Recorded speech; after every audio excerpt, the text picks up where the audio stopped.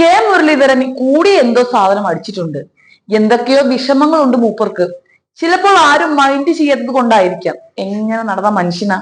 ഇപ്പോൾ നാലാളെ ഓർക്കണമെങ്കിൽ ഇങ്ങനെ വല്ല പിച്ചും വെയും പറഞ്ഞുകൊണ്ടിരിക്കണം. DCC ഓഫീസ് ഉദ്ഘാടന ചടങ്ങിലെ ഉന്തും തള്ളും ജനങ്ങൾക്കിടയിൽ പാർട്ടിക്ക് അവമതിപ്പുണ്ടാക്കിയതായി പറഞ്ഞിട്ടാണ് പുള്ളി കാര്യം തുടങ്ങിയത്.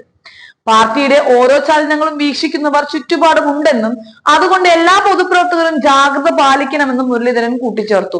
സാധാരണ പ്രവർത്തകരുടെ അഭിമാനമാണ് പുതിയ DCC ഓഫീസ് കെട്ടിടമെന്നും 1992 ഇതുപോലൊരു കെട്ടിടം പണിയാൻ ആഗ്രഹിച്ച ആളാണ് താനെന്നും എന്നാൽ കേസ് നടക്കുന്നതിനാൽ അന്ന് ആ സ്വപ്നം നടന്നില്ല എന്നും അദ്ദേഹം പറയുന്നുണ്ട്. DCC ഓഫീസ് ഉദ്ഘാടന ചടങ്ങിൽ പങ്കെടുക്കാത്തത് വിവാദമാക്കേണ്ട കാര്യമില്ല. എത്താതിരുന്നത് അസുഖം കാരണമാണ് എന്ന് നേരത്തെ തന്നെ പറഞ്ഞതാണ്. കോഴിക്കോട് മാധ്യമങ്ങളോട് സംസാരിക്കവെയാണ് മുരളീധരൻ തന്റെ നയം വ്യക്തമാക്കിയത്. രാഹുൽ മാങ്കൂട്ടത്തിലിന് എതിരായ BJP ഭീഷണി BJPയുടെ സങ്കുചിത മനസ്ഥിതിയാണ് പ്രകടമാക്കുന്നത്. കാലുകുത്താൻ വിടില്ല എന്നാണ് ഭീഷണി. അങ്ങനെ നോക്കിയാൽ ഒരു BJP നേതാക്കന്മാരും മര്യാദയ്ക്ക് നടക്കില്ല. BJP ഭീഷണിയിൽ വലിയ കാര്യമില്ല. 18,000-ൽ പരം വോട്ടിന് തോട്ടത്തിന്റെ ദേഷ്യം MLAയോട് കാണിച്ചിട്ട് കാര്യമില്ലെന്നും മുരളീധരൻ കൂട്ടിച്ചേർക്കുന്നു. ക്രൈസ്തവരോട് കേരളത്തിന് പുറത്ത് അസഹിഷ്ണുത പ്രകടിപ്പിക്കുന്നവരാണ് BJP. മുനമ്പത്ത് കേന്ദ്രമന്ത്രി വന്നതോടെ വെളുക്കാൻ തെച്ചത് പാണ്ടായി എന്ന അവസ്ഥയിലാണ് BJP. ജബൽപൂരിൽ വൈദികനെ RSSകാരൻ തല്ലി. ഡൽഹിയിൽ ചർച്ചിൽ ഓശാന പ്രദക്ഷിണം കേന്ദ്ര സർക്കാർ തടയുകയുണ്ടായി.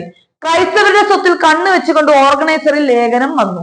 RSS ജനത നടപ്പായാൽ ഏറ്റവും അധികം ദുരിതം അനുഭവിക്കുന്നത് ഹിന്ദു മതത്തിലെ പിന്നോക്ക വിഭാഗമായിരിക്കുമെന്നും സവർണവൽക്കരണത്തിലേക്കുള്ള ചൂണ്ടുപലകയാണിതെന്നും മുരളീധരൻ ആരോപിക്കുകയുണ്ടായി. ദിവ്യ അയ്യർ വിമർശനം നേരിട്ട സംഭവത്തിൽ മുഖ്യമന്ത്രി സ്ത്രീത്വത്തെ കുറിച്ച് കൂടുതൽ വാചാലനായെന്നും മുരളീധരൻ പറയുന്നു. 51 വെട്ടേറ്റ് കൊല്ലപ്പെട്ട TP മരിച്ചു കിടക്കുന്നത് കാണേണ്ടി വന്ന അമ്മയും ഒരു സ്ത്രീയാണ്. വിധവയാക്കപ്പെട്ട KK രമയും ഒരു സ്ത്രീയാണ്. അങ്ങനെയുള്ള സ്ത്രീത്വത്തോട് ബഹുമാനം കാണിക്കാത്തവർ സ്വന്തം പാദസേവകരെ അനുഗ്രഹിക്കുന്നതിനോട് യോജിക്കുന്നില്ല. മുരളീധരൻ കൂട്ടിച്ചേർക്കുന്നു.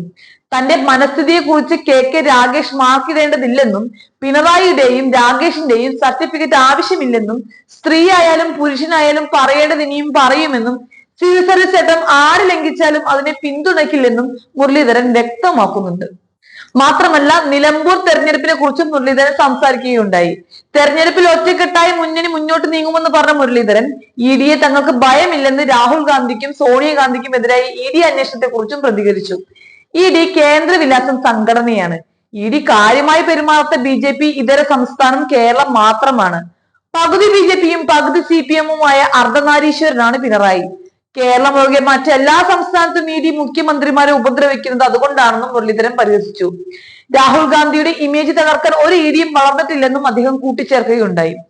ഇത് ചുമ്മാ വലിച്ച ഒന്നുമല്ല കേട്ടോ, കൂട്ടിയിട്ട് കത്തിച്ചത് തന്നെയാണ്. ഇന്നലെ സതീശൻ, ഇന്ന് മുരളീധരൻ, ഇനി നാളെ ആരാണാവോ? എന്തായാലും നല്ല കഷ്ടപ്പെട്ട് പണിയെടുക്കുന്നുണ്ട്. ഇലക്ഷൻ അടുക്കാറായില്ലേ, ഇതല്ല ഇതിനപ്പുറവും കാണേണ്ടി വരും.